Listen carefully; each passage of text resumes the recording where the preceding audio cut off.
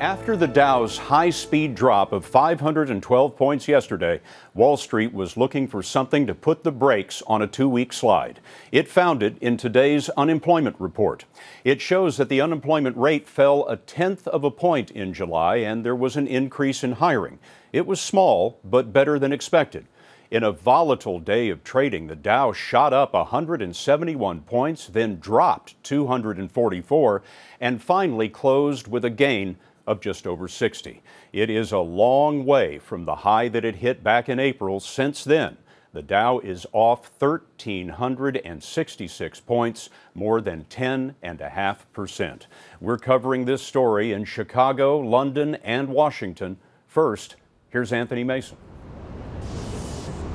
Scott, finally some relatively good economic news. It wasn't a blowout number, but it was the strongest job growth we've seen since April.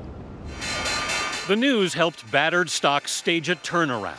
So it's really kind of a collective sigh of relief in global markets that the U.S. economy continues to add jobs. While governments continued to cut jobs, 37,000 of them in July, the private sector added more than 150,000 workers. We've got a pulse. We're still fighting, but we're not out of the hospital yet. Economist Diane Swank was happily surprised by the stronger than expected jobs number. But 117,000 jobs is nothing to pop champagne corks over. Because of the nearly 14 million unemployed Americans, more than 6 million have been out of work for more than half a year. The job market is a nightmare.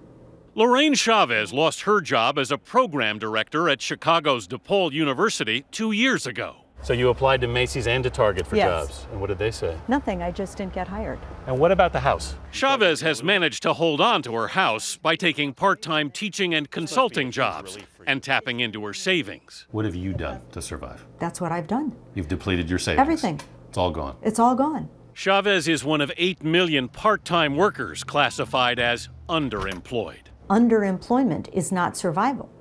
Unemployment has held above 8% for 30 straight months now, and analysts say we need job growth to get economic growth. Do you think we're at risk of another recession?